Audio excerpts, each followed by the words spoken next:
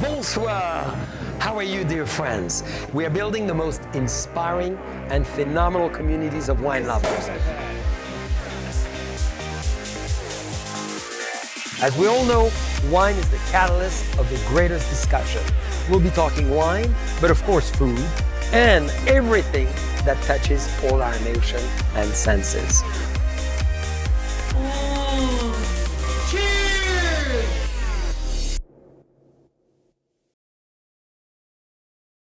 Bonjour, bonsoir, dear friends, and welcome to JCB Live. Happy Athletic Hour. We're going to be with one of the football legends of all time.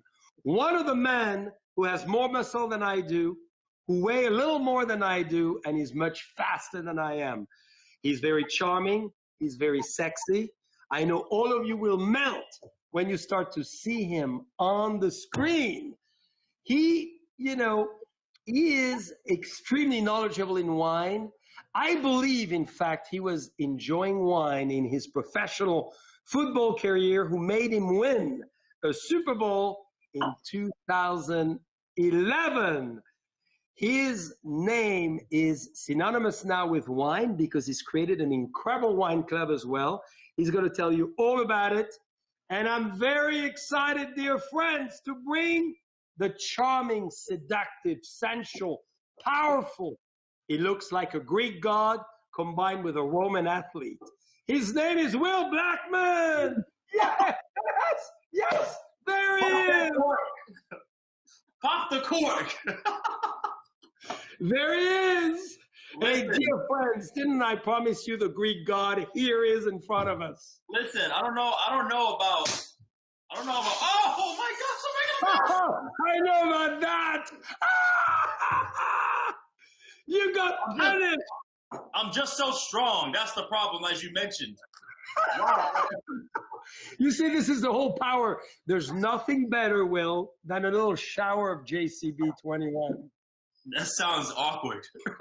Well, and I'm sure when you won, you got to tell us, 2011, obviously you win the Super Bowl, right? You probably drinking JCB by the gallons that night. I'll tell you right now, I don't remember anything from that night. Since you said I'm charming, let me. Yes, you see, you have all the ladies on the chat just saying, God, he's seductive, charming. And they're going to say, oh, darn, he's married. Terrible. Oh, man. Well, they're starting to like that you're taking off your jacket. They're wondering, is there more to come? That's because I got JCB all over the place. How are you? At least it's a blend, Will, of Chardonnay and Pinot from Burgundy, you know. So cheers to you. Chin chin.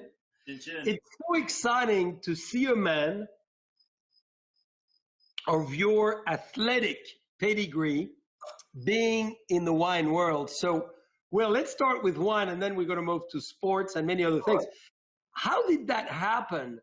Have you always been in love with wine? You know what? I just always enjoyed it just as a consumer, you know. And then I didn't really understand the business side of it until I was drafted to the Green Bay Packers. One of my teammates is Charles Woodson. Yes. Charles Woodson Wines, and now owns Intercept Wines. And that's when I found out that somebody like me was in the wine business. So the biggest thing for me, I was like, okay, I want to educate myself on this stuff. And so I'll tell you a funny story, right? So when I was in Wisconsin, I would go to dinner in Milwaukee with some corporate guys, and he used to always he would order this glass. He was like, oh, Burgundy. He said Burgundy. He said is the absolute best. Oh yes, the legs and all that stuff, right? Like, hey, don't forget the cleavage. Just don't look at legs only. The upper part is very important in a wine. Oh my gosh! So he was like Burgundy. Oh, it's the best. It's the best. And it was a red Burgundy. So one night I decided I'm going to go to a restaurant. I get the wine list. I go to Burgundy, and there's about 30 different Burgundies. And I said, wait a minute. I thought Burgundy was the brand. So I pick a Burgundy. The waiter brings the glass, and he leaves. And I said, sir, I said, I ordered Burgundy. This is a white wine. He said, I know. I said, no. Very cool, though.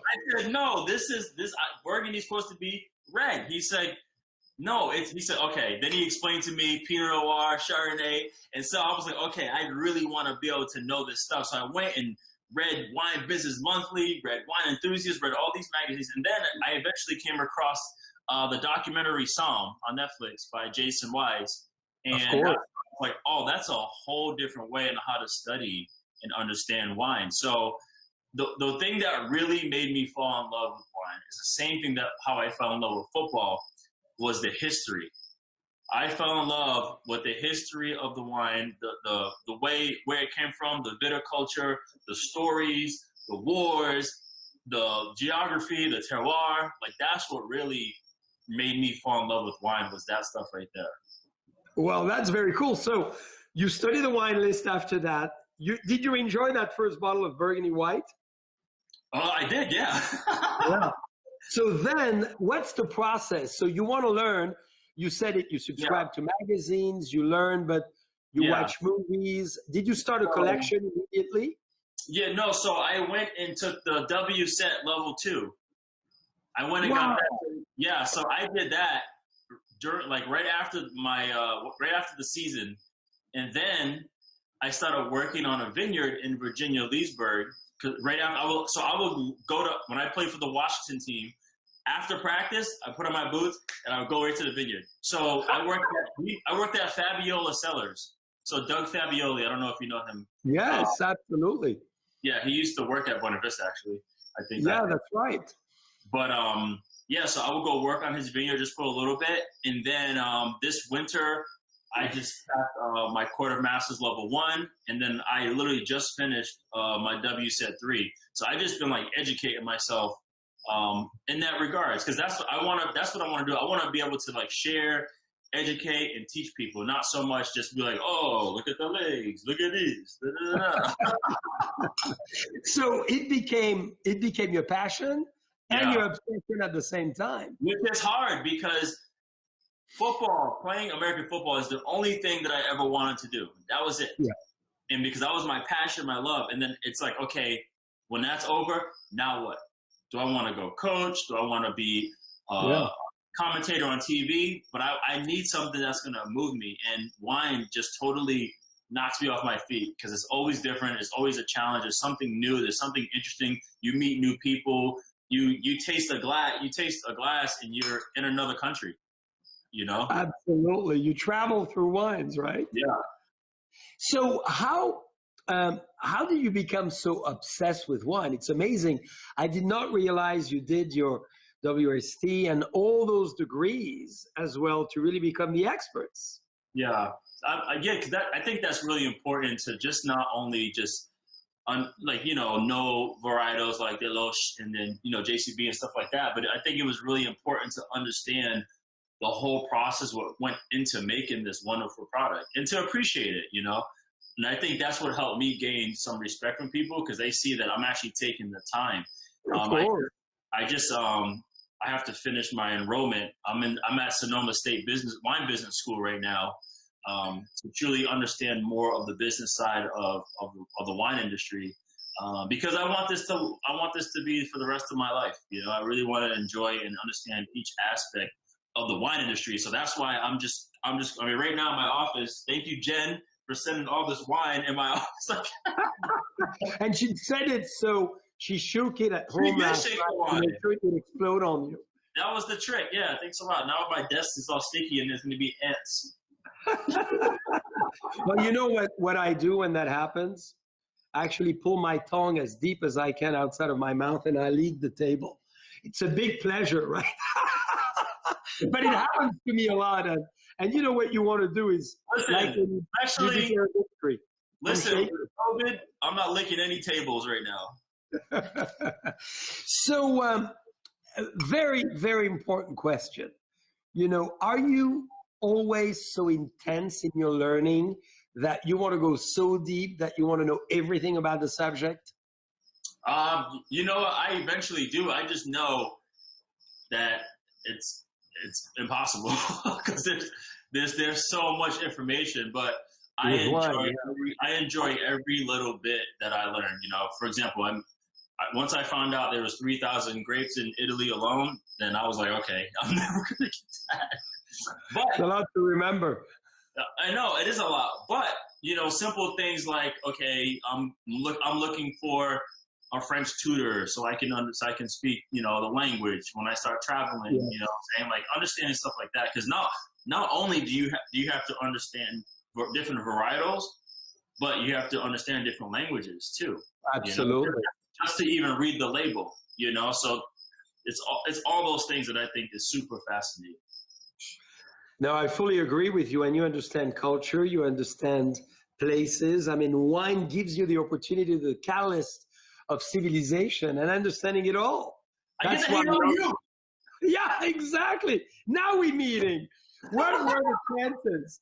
So, Will, explain to everybody how you started your business as well, because not only you have the talent and the knowledge, but you decided as well to create your own fabulous wine club. So tell us about that. Yeah, so it's funny because I originally wanted to start my own wine label, right? Yeah. So I started asking all the questions to everybody I knew in the industry, and everyone said the same exact thing. And tell me if this is true. He said, you can have the best grapes. You can have the best winemaker. You can have the best vineyard. Can you sell it? Yes. He said, something tells me that no one can say no to you. I'm looking at that face, that charm, those glasses. I think you're one of the best salesmen there is. Listen, yeah, until they see the price. Yeah, but that's secondary. Yeah, they're like, can you sell the wine? I'm like, that's interesting. So I was like, okay, well, let me go and try to find a way to understand the retail side. So a close friend of mine, his name is Phil, he introduced me to Tristan and Kyle at the wine exchange and say, hey, maybe they'll let you hang out. So I just imagine this football player walks into the shop and asks, can I stay here for 5 hours and read the labels? And they were like, sure, go ahead. So I literally would go to the shop and sit there and just read all the prices and labels and try to understand how do people sell wine? What are they looking for to buy wine? And then Tristan called me in the office and we were just talking. He said, what do you really want to do? I said, I want to have my own wine label. And then he kind of talked about what some guys are doing in the industry, like Christian Navarro, how he was kind of like, you know, the Psalm to the Stars and what have you. So stuff like that. And I do have a pretty cool network from playing, you know, in the National Football League. And I was like, man, these guys are contacting me. So maybe I should do something more of a concierge for them, maybe Psalm to athletes. And so I originally came up with the name NFL Wine Guy, but I think because of the acronym NFL, I might get a cease and desist letter or something, you know? So myself and our creative director, Patrick Meyer, we came up with the wine MVP. And I thought that was great because it's not just limited to football. It crosses over to all sports and all people. Basically, with the education and the knowledge that we give you, you can be the MVP of wine yourself. You can have the most valuable palate. I think that's a great name, and I'm so excited you did it. So obviously now you advise wine to all your friends who are one, the players, and the others are the fans. Yeah, so the concierge part is, you know, it's more so for those who are collectors. They want their cellars full. They want to buy the high-end stuff. Yeah. And then I was like, well, everyone's not going to spend that kind of money. So how can I find a way to really reach the masses, everyone else? So that's where we came up with the wine club, where I picked we picked two premium wines, and then put it in our subscription box for $80, shipping included. Now, the most important thing for me is I wanted to pick labels that have rich history. Remember, that's the common theme, rich history. And I have nothing against people who use private labels. They do very, very well with that. They have a great marketing structure for that. But it was important for me to educate the people on these labels because especially my demographic, right? The younger millennials they're not spending the money on premium wines. They're spending money on the craft beers and the seltzers, you know, stuff like that. But they still love luxury goods like Gucci, Louis Vuitton, Teslas, because the message is being told them the right way. So how can I help premium wineries give that message? A perfect example, in one of our subscription boxes, I had Spotswood, you know, been around for over 100 years, and also Catena. Great. A lot of Catena in Argentina. And so I had those two in our box, and just amazing history there. So that's For the sure. big kind of sell, yeah. No, I watched it and I thought you were great, and you were going down into the history and all of that. I think it's very good. And I'm with you. I'm a huge believer of history. I mean, we own Buena Vista Winery. We get to have you come to the cellars and see and feel it, because this is amazing. So I love the fact that you focus on the heritage. I mean, this has been our whole approach in the wine world, is to focus on wineries that are at least 50 years old, if not 1,000 years old. So that's the fun of it. Yeah, and it's just to find a way how to give that message, because the younger crowd can look at it and say, oh, that's for the old, rich and stuffy, when it's like, no, this is the cool part. This is the part you're missing, you know? This is the fun part. So besides the legs, how would you describe this wine? Wow, you couldn't wait to ask that question. Well, I love it, and he could use football terms. I love it. You know what? This is the knockout. No, I'm kidding. I love it. No way. This is very lazy to me. No, do you like the thin bubble dancing on your palate? They're not dancing yet. I think they're doing the. Hold on. They dance on your jacket for a while. They're dancing on my table right now. Yeah, they're doing the bachata. They will for a while. Yeah. No, this is awesome because it's the blend too. You said Pinot Noir. You said Pinot Noir and Chardonnay, correct? Yeah, exactly. So it's a blend of Côte de Nuit, Côte de Beaune, Chablis, a little bit of Northern Burgundy. So, which is my favorite. Chablis is my favorite white. Oh, is it? Yeah. Well, next time we're going to have a bottle of that with oysters. It will be fantastic. Listen, I might be up there tomorrow. I'll let you know. You're welcome. I'll give you my cell phone in a second, and you come anytime and you let me know. Yeah, it would be a great pleasure. Now, how does an athlete drink wine at the same time as playing football? So, listen. So when I had to study film, right, and watch tape, it is very monotonous and tiring. So what I had to do, I had to set the mood. JCB. I had to set the mood. Okay, so I put on music. I light a candle. I make dinner. I pour a glass of wine, and I watch film. That's how I do it. And that's how you got into the wine, in many ways, in a deeper way.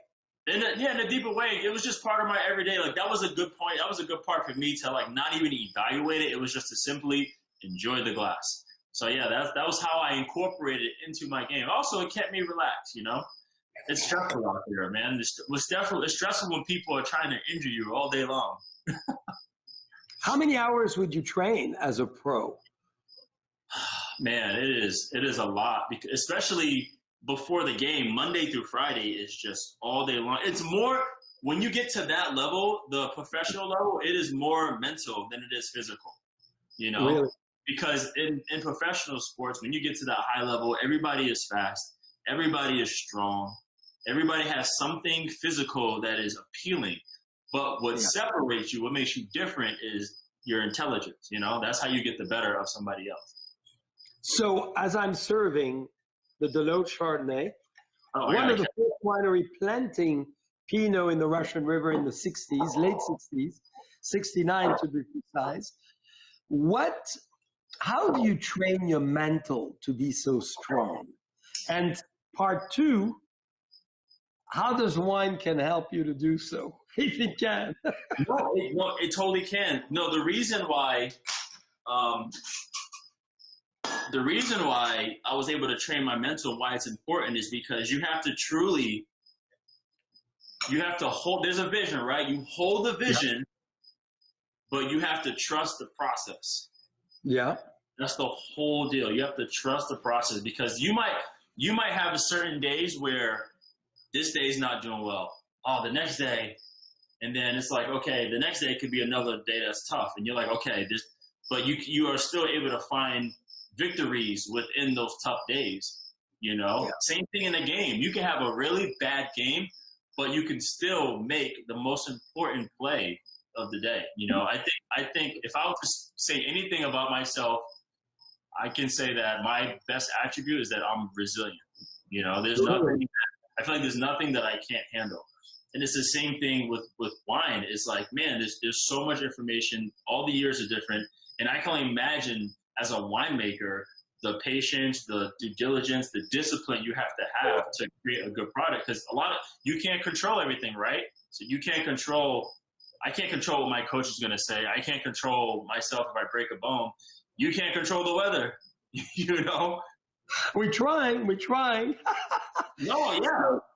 But you have ways to work around it, you know, whether if you dry farm, or, you know, if you have the proper terroir to dry farm, or if you have, you know, the devices where if it's a drought, you can water it. You still have ways to control and do the things you can to create the product you need. And that's what I had to figure out too. You know, there are some days even with the business where no subscribers or nothing is going on, you know, but I can still find ways to make progress. So that's the thing is I was able to because I became mentally tough in football, I was able to transfer that to business too. So that's where they overlap, you know, in terms of the mental part. We learn so much through sports, isn't it? One of the best way to train your mental. I agree with you. The concentration and working on those attributes.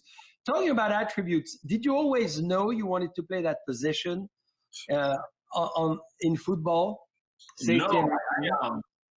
No, I started off playing running back, which is the guy who gets the ball and he gets to run, you know, because that was the cool position to score touchdowns. But I played every position, and that just so happens to be the position that they drafted me as in the NFL. Well, I put my tiger jacket because I hear you run as fast as a tiger. Is it true? Hold on. Pretty much, right? Maybe, you know, I need to train a little more, and then I can run fast as the tiger. Yes. So, by the way, do you still play now, or you? No, I stopped playing last year. Yep. What was besides obviously winning the big trophy, the ultimate? What is one of your most amazing memory you want to share about football? That would be very inspiring for everyone to hear. How can I say this? I think the one of the most things that stood out in terms of the mental part you talked about. So in 2007, I broke my foot in half, right? Wow. And then it healed, and then a few weeks later, I ended up breaking it again. And I was really devastated because in pro sports, if you get injured, there's a chance they can replace you, right? Yeah. And so I thought my dreams were crushed and were doomed. But the general manager said, listen, just keep working hard, going through it. So I just kept pushing myself to train, to get healthy, to get better. And then hopefully something would happen. And then there was one game we played against the Raiders, and I ended up scoring 2 touchdowns that day. After, you know, going through physical rehab for the past 2 years, I finally got to show them. It took me 2 years to show my team, like, why they drafted me, you know? Wow. So it was cool, you know? I just think my whole career, though, it was like that. In 12 years, I had 9 surgeries. Wow. So the big lesson is persistence and believing that you can do it, and then we can all do it, right? That's where it starts. You can never, if you don't believe, then you already lost the battle before it started. That's right. I'm with you so much. So in terms of sports, that was always your dream. You said early to be a professional football player. That's the only thing I wanted to do. Yep. And what is as well the big advice you would say to people today as far as their health and as far as what they should be doing on a daily basis, besides obviously drinking wine? Do you think everybody should at least get an activity of sports? Yeah, I mean, I think it's important to just surround yourself with just positive energy. You know, that's the biggest thing. Working out for me, it's therapeutic. Like if I'm stressed out, I'll go for a run and I get to see the nature, feel the heat, and it's really therapeutic for me. And my wife and kids, they give me energy. But I just believe not just physical exercise, but just the mental exercise. Just be around good, positive people who support you and who also are going to challenge you, you know, and they challenge you because they want to see you succeed. So that's the biggest thing for me, man. You know, that's why especially in this wine industry, I know I played professional football, have a Super Bowl, but I never come in big chest and let everybody know I did that, because that's something I did and it doesn't matter. I try to just be humble, no ego, and any way I can help anybody that's what I want to do. So that's how I keep it positive in this world. Well said. Thank you. That's a great advice. So as well, a great image. When did you discover that you had a true talent for wine? Because you're an amazing wine taster. Not only I've discovered it myself, but from what I hear. So how did you recognize you had this ability? You know what? I think just always trying to be curious. I always want to find out. I always want to study. I became pretty good friends with Master Som Michael Jordan and Master Som Awesome. and they've been really helpful. And Dylan Proctor, he's been really helpful with me in terms of understanding that. So I think just really leaning on other people and asking for their advice without no pride, just ask them, you know, to teach me and to learn and to study. So I just always want to find out, you know. So that's kind of how it was for me. It wasn't like a special thing that I had. I was just really curious to try to find out, just understanding more and more.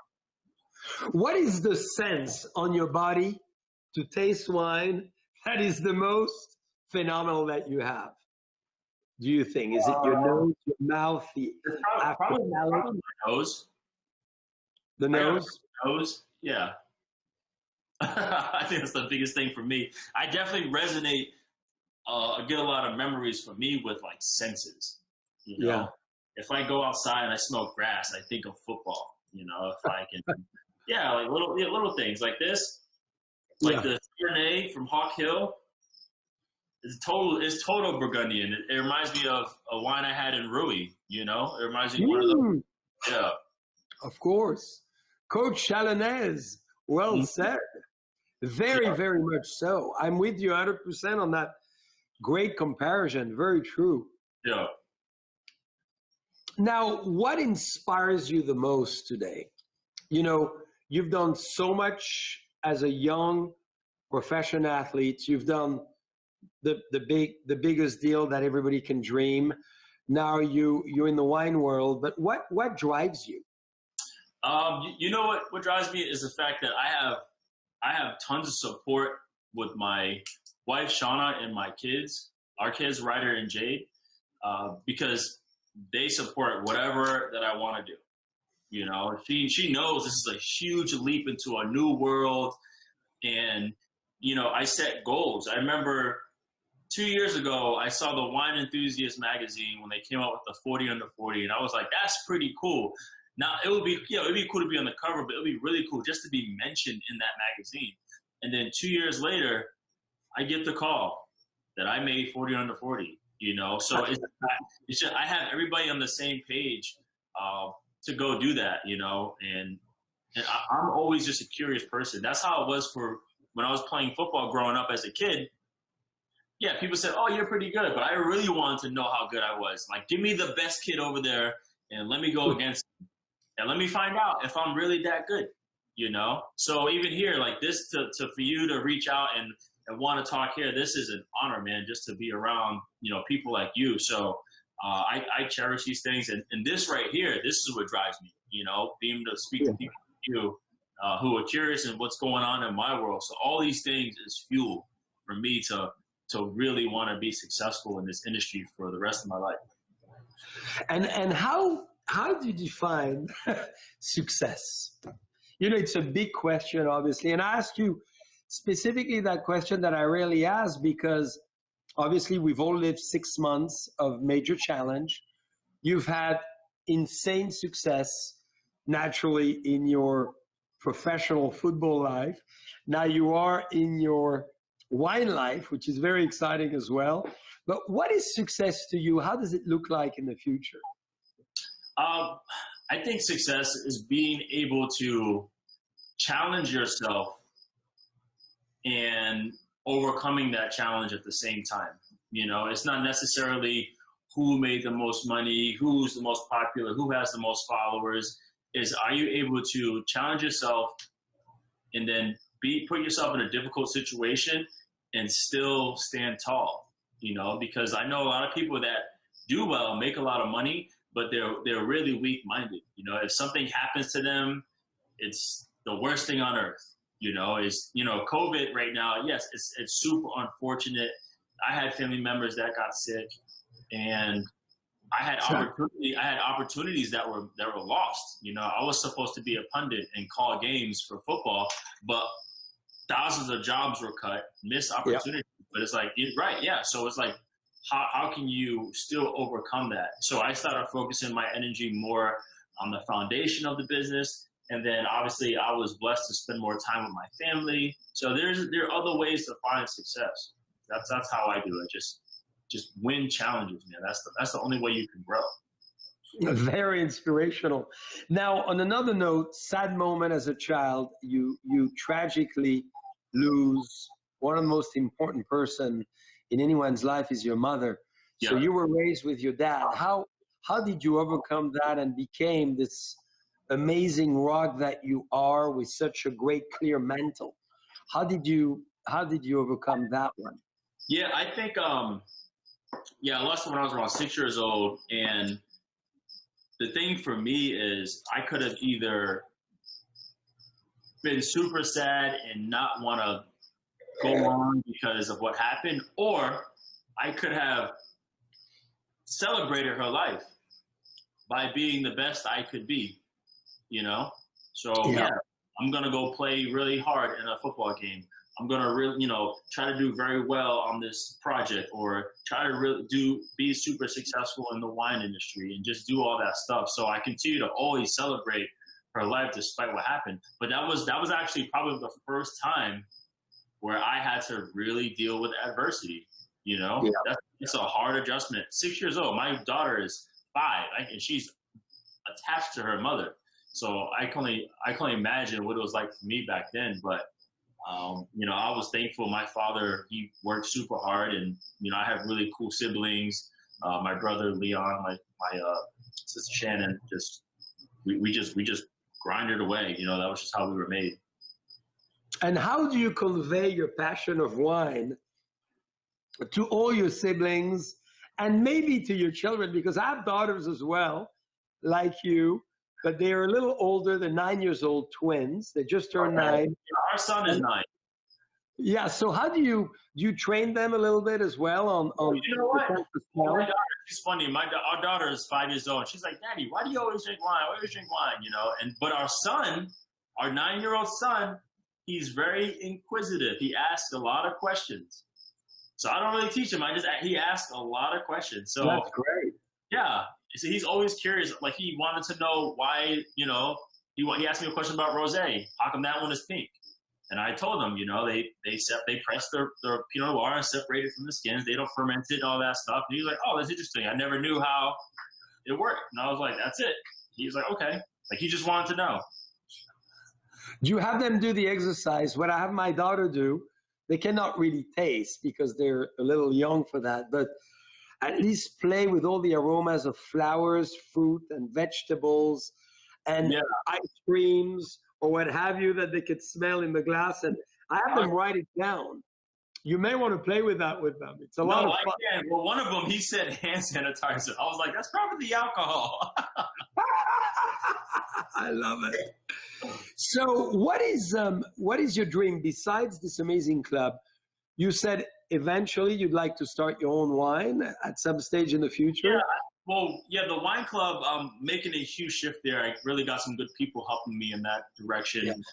But I'm really spending a lot of my time um, working on the private concierge side. You know, Yeah. the high end wines, the cellars, just doing that part because I eventually I want to take these people around the world. I want to take them to different wineries. I was just on a Zoom the other day with Lafitte. You know, they open their doors. They say, hey, you know, come on by, and then Liba Pate, you know, he's the other one, Loic over there. They open the doors too. And so I want to be able to do that. Just take guys on trips and really show them. It's been the common theme, right? The history of wine, like what it goes into it. Because I want to give them those everlasting experiences where it's memorable, and now they're attached to the brand, and then they tell their friends, and then it's just a continuum of all that stuff. You know, right now we can go to Napa. That's easy because everyone's here, but I want to be able to take people all over the place. So that's the next step, is the private concierge side. And yeah, down the road, eventually, maybe I'll call you up. We can make a fun. Absolutely. Well, and you were in Southern California, obviously. You know, there was a few wineries down where you are, so it does exist. It does exist, yeah, it does. But some people rather go up north to where you are. Well, and you know, we've had, as you know, obviously, and you know them personally very well, amazing athletes in football who have been in the wine world and who are very interested in wine. I mean, my wife is very engaged with the Taste of the NFL as well. I don't know if you ever attended, but this is a great event where 50 players are paired with 50 wineries. Yeah. And it's very cool. So you get to meet the player, you get to taste the wines, taste some food, and raise money for charity. So it's pretty cool. That's very nice. Yeah, I have heard of it. I have not gone yet. So are you organizing a big event for during obviously the big tournaments and everything else with dealing with football, or yeah, right like now you do with soccer? in particular. So what has happened though is that companies have been calling me to do virtual tasting. So actually, I have an email with the NFL Players Association. I think they have a tasting every year. They want me to host it. So people are reaching out because now they're truly understanding. Okay, Will's pretty serious about this. I'm like, yeah, dude, that's what I'm doing. Of course I'm serious. So I've been doing corporate and virtual tastings lately. That's what's been going on.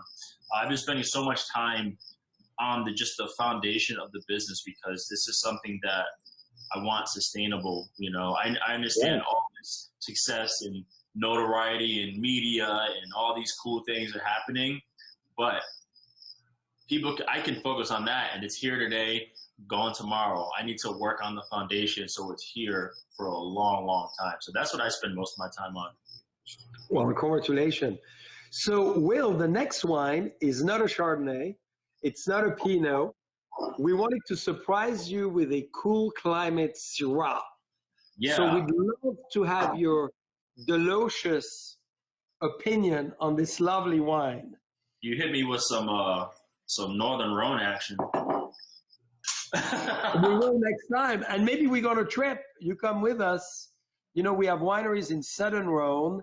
And to access the Southern Rhone, we have to go to the Northern Rhone from Burgundy. So we'd love to share some bottles with you. I heard Rhone this year is legit. Mm-hmm. That's what I heard. Very much so. So what do you think of this one? How would you define it? Oh, man.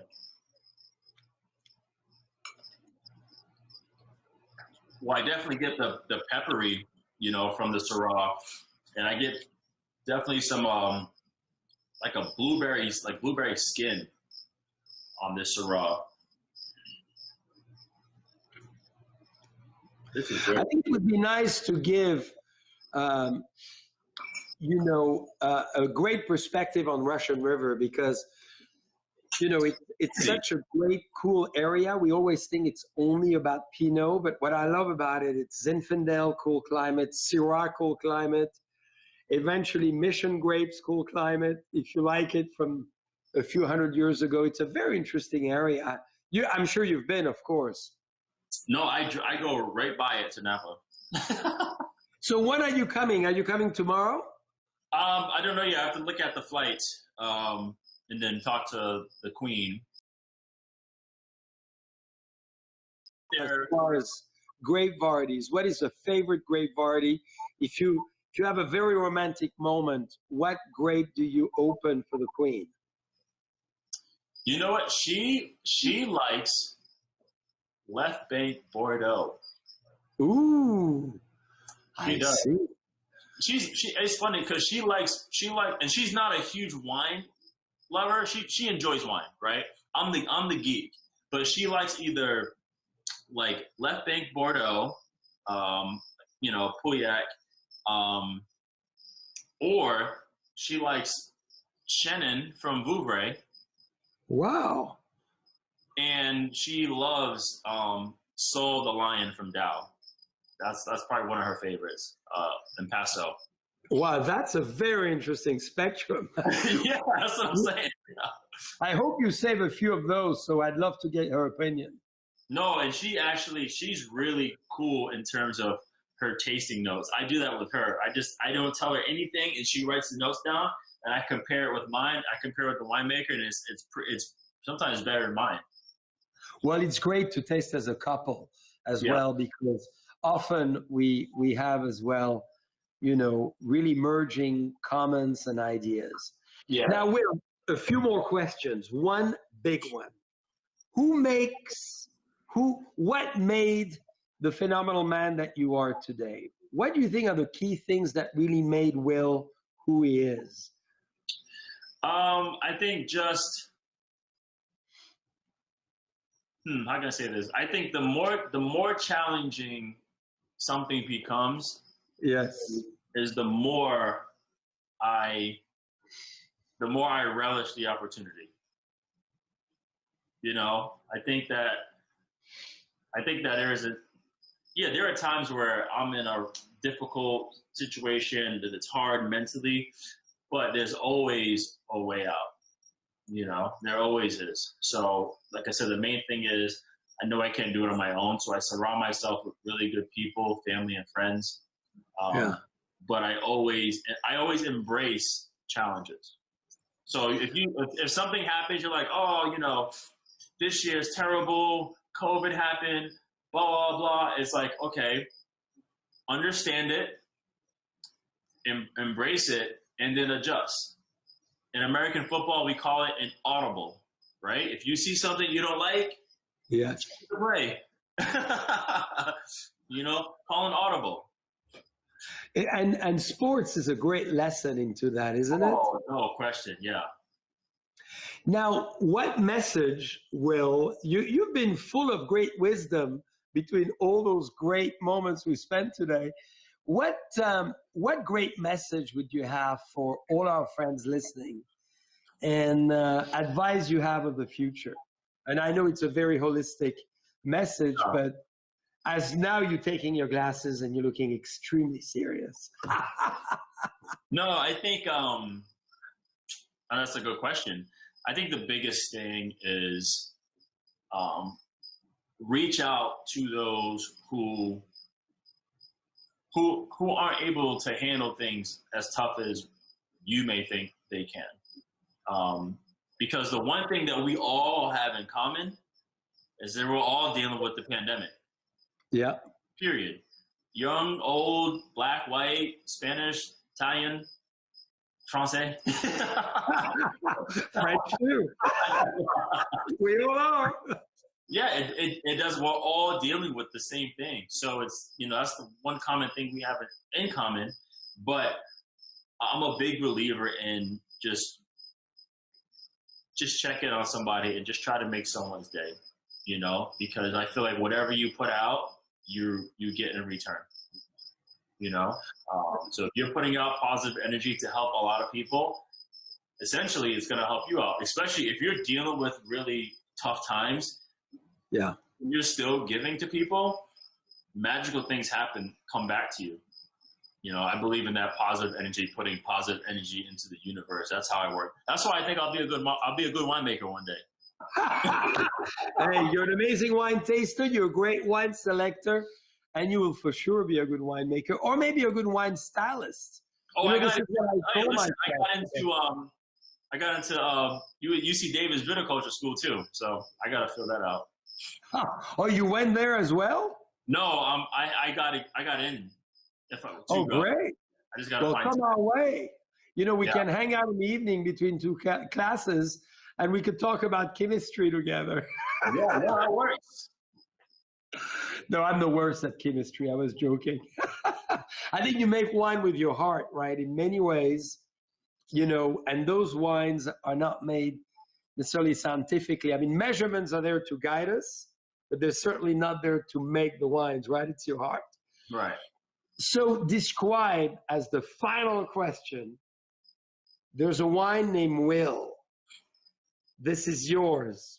Describe the wine style that you would make, that you would all of us to get and have in front of us. You know what? It would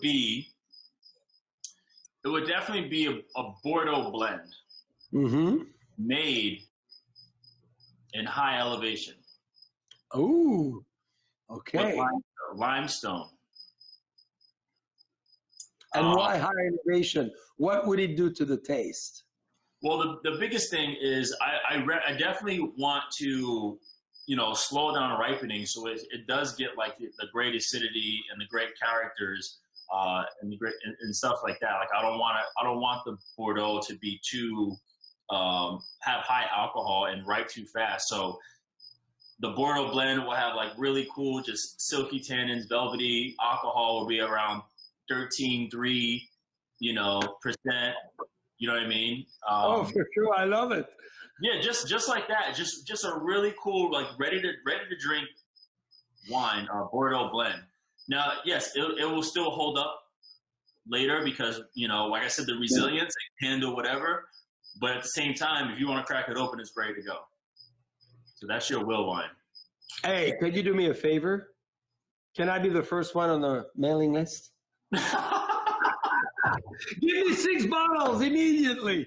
Listen, no question. Absolutely. Hey, Will, I really want to thank you for being with us today. It's Saturday. We're all having an amazing time, and we got to be with the champion.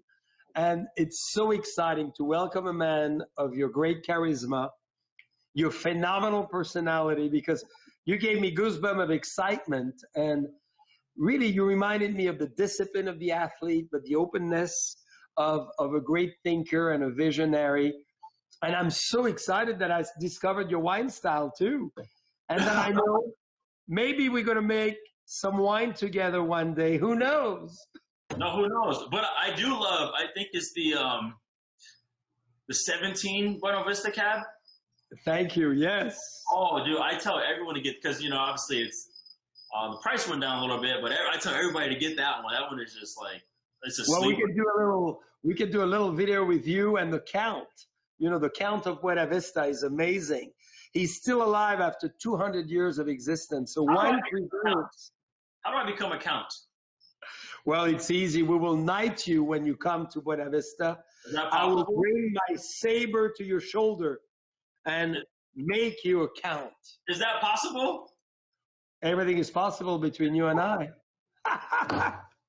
Hey, Will, to the Count, Will.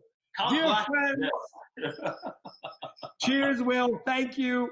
And we cannot wait to see you in Napa and Sonoma. Oh, cheers. Yeah. And remind us, what's your wine club again? So the Wine MVP. You can follow me at Will Blackmon, as you see, or go to at the Wine MVP. Subscribe to thewinemmvp.com. And dear friends, get on it. Will is amazing. Watch his video. He's Mr. Athletic Charisma, the gift to the wine world. Thank you, Will. Thank you, buddy.